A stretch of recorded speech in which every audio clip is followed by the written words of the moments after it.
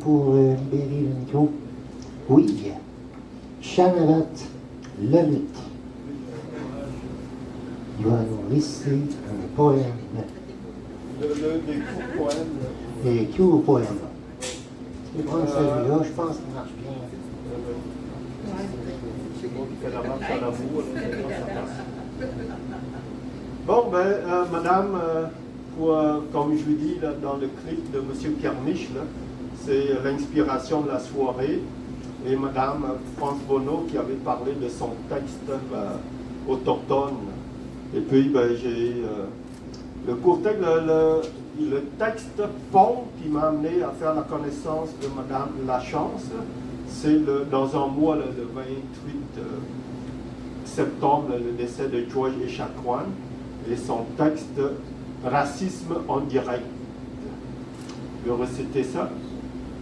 George Echaquan, jeune maman de Manawan, hospitalisée, diaphane, appel à l'aide, en flamme. Au centre mythomane où l'amour est en panne, des cris, chulutane, on la chicane, on en ricane, on profane son âme, ses organes, ses mœurs. Elle meurt à l'hôpital de Jolien. Vérité par caméra secrète. Depuis belle lurette se cache la facette où l'on maltraite et embête selon la couleur ou la tête. Il n'y a pas l'heure d'une enquête.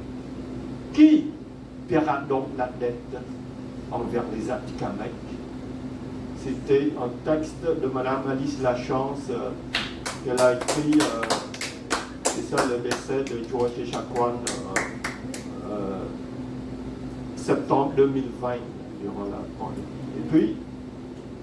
Et quant à moi, il y a un 1er juillet 2021, et puis il y avait des morts au Canada de chaleur, là. Il y a un contact de Cambodgien de Caroline du Sud, et m'a demandé tout va bien au Canada, là?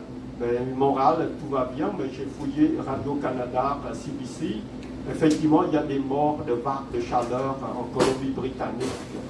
Et au printemps 2021, vous souvenez-vous, les découvertes des 215 enfants autochtones. Et avec cet événement-là, ça me donne ce court texte que j'intitule 215. Le 1er juillet 2021, est-ce un triste karma en cette fête du Canada? Des morts de vagues de chaleur qui rejoignent des crimes d'horreur de l'histoire en rouge et noir. On reste quoi? Difficile d'y croire quand on déterre la mémoire. Des petites voix sans voix. Enfin, on y découvre. Enfin, on nous voit. Des petits cris sans poids de l'autre fois réveillent l'histoire. Désormais, le monde entier les entend et les croit. C'était 215 en hommage aux enfants découverts dans les pensionnats. Et pour rejoindre le texte, encore un autre hommage au peuple autochtone, c'est Persister à être amérindien de Yves Sylvie Durand, un poète Huron Vendas de Vendaké. Et ça résume un peu le contexte historique de ce qu'est de persister à être amérindien. Persister à être amérindien, c'est ressentir intimement de la volonté de l'extinction par le vertige d'être encore là.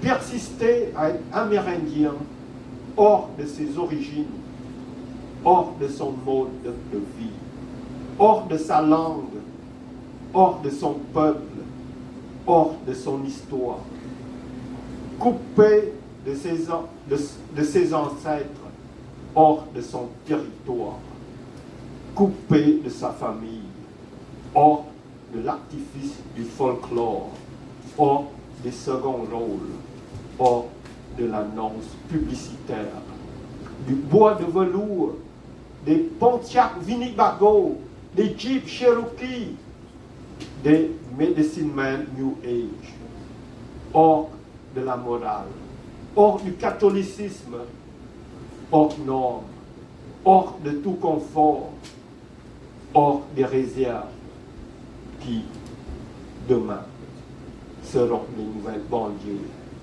d'un monde devenu définitif. Pour être encore amérindien, il faudra peut-être perdre le nom pour acquérir de nouveau le pouvoir du don. C'était Persister à être amérindien de Yves Sylvie Durand. Voilà. Merci.